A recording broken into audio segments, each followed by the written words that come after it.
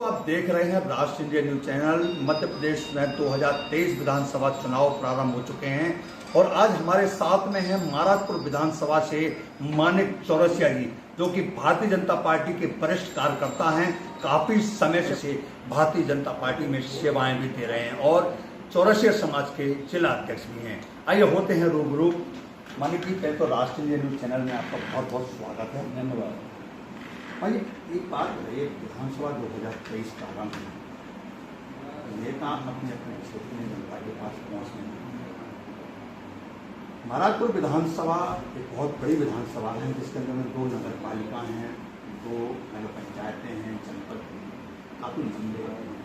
तो आप क्या मानते हो, इस विधानसभा में कितने टुकड़ों में बटी है, तो कैसे इस विधानसभा की आपकी बात है? टुकड़ों में नहीं बटी है विधानसभा। लगभग हर विधानसभा में जितने मतदाता हैं उतने ही महाराष्ट्र में 2,21,643 मतदाता महाराष्ट्र विधानसभा में है और 267 मतदान केंद्र हैं।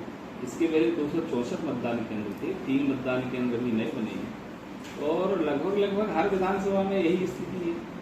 क्षेत्र को आप कह सकते हैं कि हमारी विधानसभा थोड़ा लंबी है, तो उसका कारण यह है कि 2 विधानसभाओं को तोड़ करके महाराजपुर विधानसभा का निर्माण हुआ है। पुरानी महाराजपुर विधानसभा और पुरानी बिजावर विधानसभा, इनको तोड़ करके नई विधानसभा बनी है। तो सिंहपुर से सरसेट तक करीब 75 किलोमीटर की दूरी होगी पूरी विधानसभा की, एक किनारे से दूसरे किनारे। विकास का जो सिलसिला है और विकास का जो क्रम चालू हुआ है वो भारतीय जनता पार्टी के द्वारा हुआ है।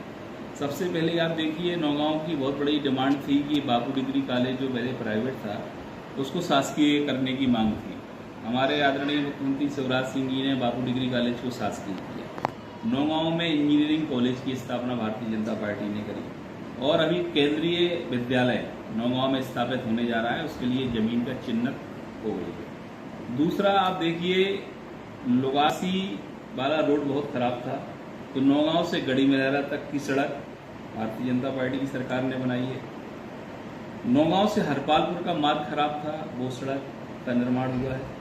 और यानी कहना चाहिए महाराजपुर विधानसभा में करीब 300 किलोमीटर सड़कों का निर्माण भारतीय जनता पार्टी की सरकार ने किया है, जिसमें प्रधानमंत्री ग्रामीण की सड़क है, मुख्यमंत्री खेत सड़क योजना है, प्रधानमंत्री जी के द्वारा राष्ट्रीय राजमार्ग का जो निर्माण किया गया है वो भी महाराजपुर विधानसभा में होकर के जो खजुराहो झांसी रोड जाता है आपका, वो भी हमारी विधानसभा को टच करते हुए निकल रहा है। विकास के क्रम में मैं आपसे कहूं कि महाराजपुर कहीं भी पीछे नहीं रहा है। शिक्षा के क्षेत्र में जो प्राथमिक विद्यालय थे उनको मिडिल में बनाया, उन्नयन किया गया। जो मिडिल थे उनको हाई स्कूल में उन्नयन किया गया, जो हाई स्कूल थे उनको हायर सेकेंडरी में बदला गया है। ऐसे तमाम प्रकार के कार्य महाराजपुर विधानसभा में भारतीय जनता पार्टी की सरकार ने किए हैं। अब विधायक कांग्रेस का है, वो एक अलग घटना है, अलग कारण है। तो हमारी ख्याल से हमारे सरकार ने कांग्रेस के विधायक होने के बावजूद भी क्षेत्र के साथ कोई भेदभाव नहीं किया। अभी आप देखिए, जो अस्पताल थे पुराने, उनकी बेडों की संख्या बढ़ाई गई है। महाराजपुर में 6 बेड का हॉस्पिटल था, 30 बेड का नया हॉस्पिटल बनने जा रहा है। नौगांव में 30 बेड का हॉस्पिटल था, वहाँ 100 बेड का हॉस्पिटल बनने जा रहा है।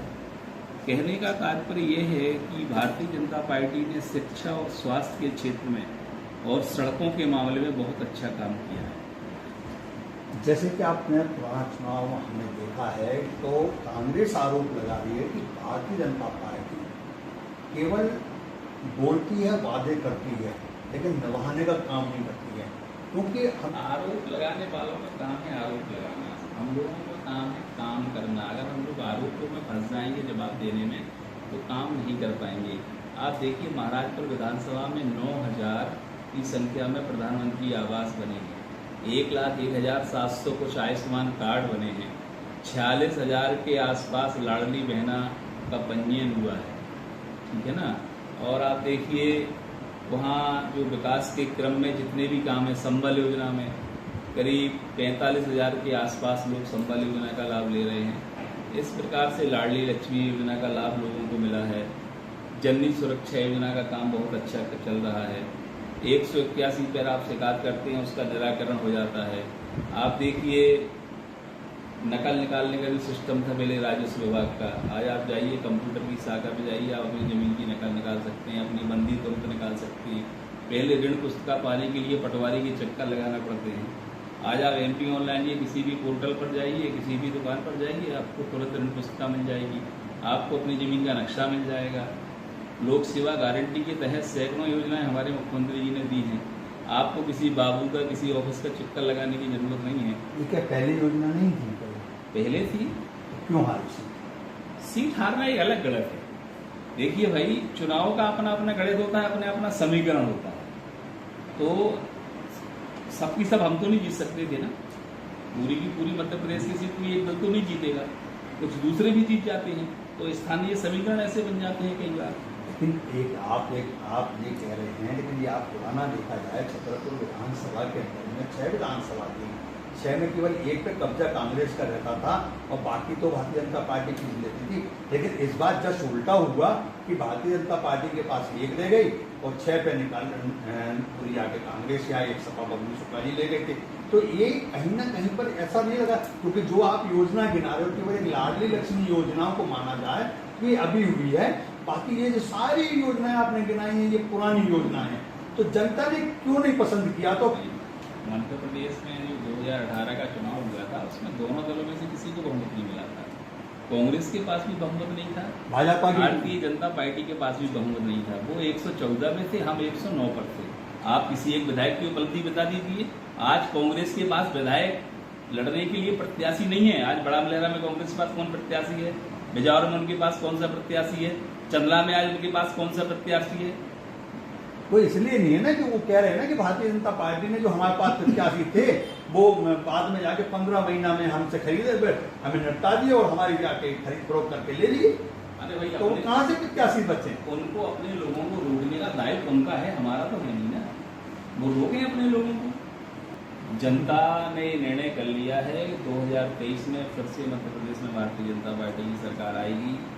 फिर से मध्य प्रदेश में भारतीय जनता पार्टी का कमल खिलने जा रहा है। छतरपुर जिले का वातावरण जो 2018 में कुछ लोगों ने खराब किया हुआ था, उस वातावरण को स्वच्छ करने का काम हम लोग पहले भी कर रहे थे, आज भी कर रहे हैं।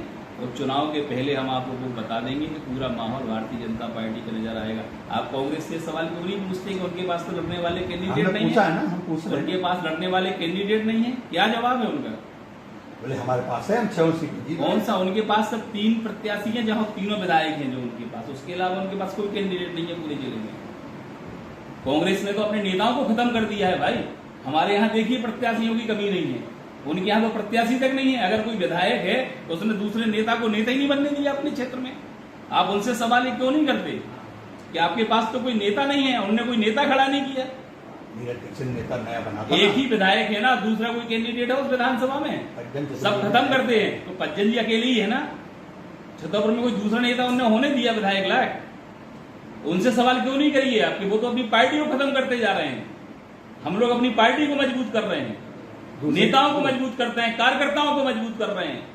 संगठन को बुला के, दूसरे नेताओं को बुलाकर। जी नहीं, हमारी पार्टी में नेताओं की कमी नहीं है ना कार्यकर्ताओं की कमी है। आप किसी को रोक तो नहीं सकते ना।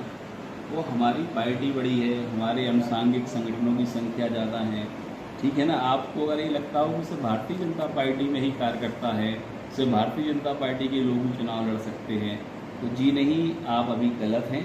हमारी पार्टी में विभिन्न प्रकार के अनुसांगिक संगठन चलते हैं, विभिन्न समाजों के क्षेत्र में हमारे संगठन चलते हैं। तो ऐसे भी बहुत से लोग हैं जो अन्य क्षेत्रों में काम कर रहे हैं, कहीं ना कहीं वो भी भारतीय जनता पार्टी को लाभ पहुंचाने का काम कर रहे हैं।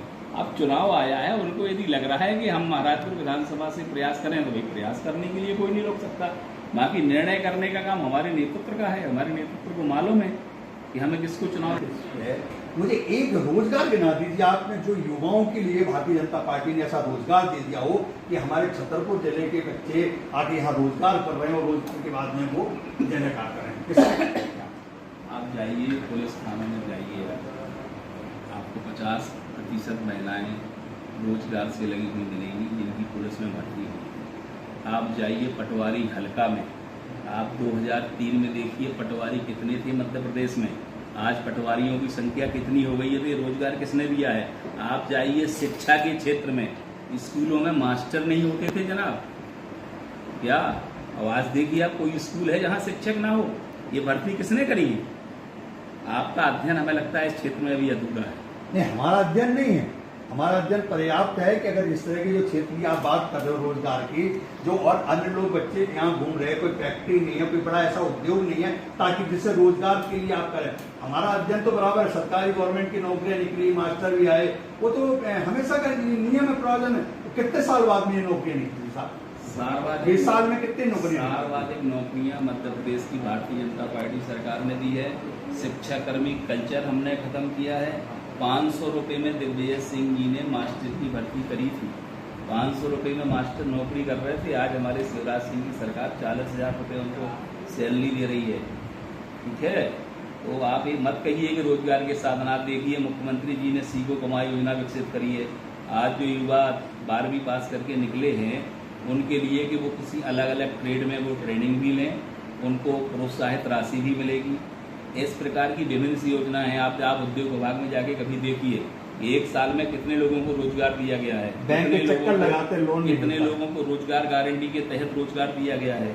भारतीय जनता पार्टी ने बिना भेदभाव के लोगों को काम दिया है। रही बात उद्योग की, देखिए उद्योग लगाने का काम है उद्योगपतियों का। वो देखते हैं कि हमें रॉ मटेरियल कहाँ है, हमें आवागमन की सुविधा कहाँ मिलेगी। तो जिस प्रकार से रेलवे का विकास हुआ है, जिस प्रकार से छतरपुर का रेलवे का विकास होता जा रहा है, आप ये बात निश्चित मानिए कि बड़े बड़े उद्योग यहाँ जिस प्रकार का रॉ मटेरियल है अब वो लगेंगे, क्योंकि परिवहन की सुविधा आपको रेलवे के माध्यम से मिलती है। जब तक सस्ती परिवहन सुविधा नहीं होगी तब तक रोजगार के बड़े साधन उपलब्ध नहीं होते हैं, तब तक बड़े बड़े उद्योग नहीं लगते। आप क्या मानते हैं कि आपके क्षेत्र में किस चीज़ की कमी है, और क्या आपको अगर पार्टी विश्वास जताती और टिकट देती तो पहले आपकी प्राथमिकता आपके क्षेत्र के विकास के लिए सबसे पहले क्या होगी? देखिए, हमारा प्रयास यही है कि रोजगार के साधन कुछ स्थानीय स्तर के हिसाब से हमें डेवलप करने की जरूरत है। जैसे हमारे यहाँ जिस चीज़ का ज़्यादा प्रोडक्शन होता है, हमें उसका प्रसंस्करण करने की जरूरत है। इस दिशा में काम किया जाएगा। शिक्षा के क्षेत्र में टेक्निकल एजुकेशन से काफ़ी क्षेत्र वंचित है। जैसे हमारा महाराजपुर में ITI होना चाहिए, हमारे यहाँ कोई केंद्रीय स्तर का सैनिक स्कूल या केंद्रीय विद्यालय या नवोदय विद्यालय, ऐसा महाराजपुर में डिमांड है। गढ़ी मिलहरा में एक हायर सेकेंडरी स्कूल अच्छे क्वालिटी का CM राइस, गढ़ी मिलहरा और महाराजपुर के मध्य में हम लोगों ने सर्वे कराया हुआ है भूमि का, उसका जल्दी टेंडर होने वाला है। तो एक ये भी जरूरत है कि एक CM राइस हमारे क्षेत्र में भी होना चाहिए। गढ़ी मिलहरा क्षेत्र में पान का व्यापार बाहर तक हमारे यहाँ का पान जाता है, लेकिन पान के जो खेती करने वाले हैं वो आज भी परेशान हैं, उनकी उचित मूल्य नहीं मिल रही है। सरकार आपकी है, लेकिन उसके बाद में शायद शिवराज जी ने घोषणा भी की थी कि उनके लिए ट्रेन अलग बनाई जाएगा और ताकि उनको सही मूल्य पे मिलेगी। लेकिन आप खुद चौरसिया समाज से आते हो और आप ही की समाज करते, लेकिन इस तरह का क्यों नहीं हो पाया और उन्हें अभी तक मुद्दा क्यों नहीं इस तरह? देखिए, वो खान विकास निगम या बोर्ड का आंदोलन मेरे ही नेतृत्व में पूरे मध्य प्रदेश में चलाया गया था। पूरे मध्य प्रदेश में हम लोगों ने रूबरू के नाम से एक संगठन बनाया था। इसमें करीब 10,000 युवा हम लोगों ने 2016 से इकट्ठे करे थे, और उस डिमांड को ध्यान में रखते हुए आदरणीय मुख्यमंत्री जी ने 2018 में मध्य प्रदेश पान सलाहकार बोर्ड का गठन भी कर दिया था। लेकिन मैं ये कहूँगा कि बोर्ड बनने के बाद उस बोर्ड में जो कमेटी बनना थी उसके लिए किसी व्यक्ति ने प्रयास नहीं किया। मुझसे कहा गया था कि आप इस बोर्ड के चेयरमैन बन जाइए, तो मैंने इस बात पे असहमति व्यक्त कर दी थी कि इसके लिए किसी पान किसान को या किसी जानकार व्यक्ति को, जो पान वैज्ञानिक हो, ऐसे व्यक्ति को इसका चेयरमैन बना दिया जाए। परेशान उनके लिए क्या सोचा पाए, मेरे को तो अभी तक समझ नहीं आया, क्योंकि हमने कई खबरें भी देखी, मैं खुद पान के अंदर खेती में पहुंचा हूँ। तो इस तरह के पाए अगर 20 साल के शासनकाल में अगर समाज को नहीं सोचा गया और फिर आप वोट मांगने जाओगे तो क्या जवाब मिलेंगे, क्योंकि आप खुद स्वयं उस समाज से। देखिए, मैं समाज के अध्यक्ष के साथ साथ मैं पान कृषक भी रहा हूँ। अपने अपने हाथों से पान की बुवाई करी है, पान की बेल बांधी है, हमें सारा काम पान खेती का आता है। और हमें ये वेदना और दर्द भी है कि हमारे पान कृषक आज भी परेशान हैं। लेकिन कई बार होता क्या है, पान कृषि के साथ जो सबसे बड़ा नुकसान हुआ है वो ये हुआ है कि शहरों का आधुनिकीकरण हुआ, शहरों का विकास हुआ, शहरों की सड़कें चौड़ी हुई, तो जो पान की गुमटियाँ किनारे पे रखी रहती थी, कहीं पुलिया के पास, कहीं किसी दुकान के बाहर, किसी मॉल के बाहर, किसी के मकान के बाहर, तो जो इंक्रूचमेंट हटाया गया उससे क्या हुआ है कि सारे के सारे जो पान गुमटी के दुकानदार थे छोटे छोटे, उन सबको वहाँ से हटा दिया गया। बड़े बड़े शहरों में ये हुआ है। तो जब पान की दुकान ही नहीं रहेगी तो स्वाभाविक है कि पान की जो पैदावार हो रही है बड़ी संख्या में, उसको खपाया कहाँ जाएगा। तो आज जो पान की दुर्गति हो रही है पान किसानों की, उसके पीछे निश्चित ही ये आधुनिकीकरण जो हुआ है उसमें हमारे लोग पिछड़ गए। ये पार्टी का भी दोष है आपकी। अब इसमें पार्टी का दोष अपन क्यों कहेंगे, शहरों का विकास हुआ है, सड़कें चौड़ी हुई हैं।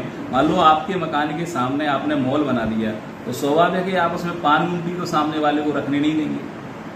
तो ऐसी स्थिति बनी है। ऐसे इन भविष्य में तो वो पान वो खत्म होता चला जाएगा ऐसे धीरे धीरे। देखिए, हम लोग इसी दिशा में काम कर रहे हैं कि पान से कोई ऐसा प्रसंस्करण तैयार किया जाए, कुछ ऐसा खाद्य पदार्थ तैयार किया जाए, या चॉकलेट बनाई जाए, शरबत बनाई जाए, कैंडी बनाई जाए, या अन्य प्रकार के प्रसंस्करण करके हम पान को प्रजत करके इस तरीके से कोई योजना बनाए ताकि पान का जो उत्पादन हो रहा है उससे ज़्यादा इसकी डिमांड निकले खपत के लिए। कृषि विकास केंद्र नौगांव का संचालक है। बाकी जो संस्थाएं आप बोल रहे हैं कि चली गई हैं, आपसे अनुरोध है कि मैं आपके माध्यम से महाराजपुर की जनता से भी निवेदन करता हूँ, मुझे विधायक बना दीजिए, मैं सारी की सारी संस्थाएं वापस ले आऊँ। वादा रहा जी। ये थे मेरे साथ में मानिक चौरसिया जी, जिन्होंने बाखूबी दिया और दृढ़ विश्वास से कहा है कि जो जो यहाँ से रोजगार खत्म हुए हैं एक बार विधायक बना दीजिए, मैं वापस वो पूरी मैं यहाँ पर जनता को दूंगा।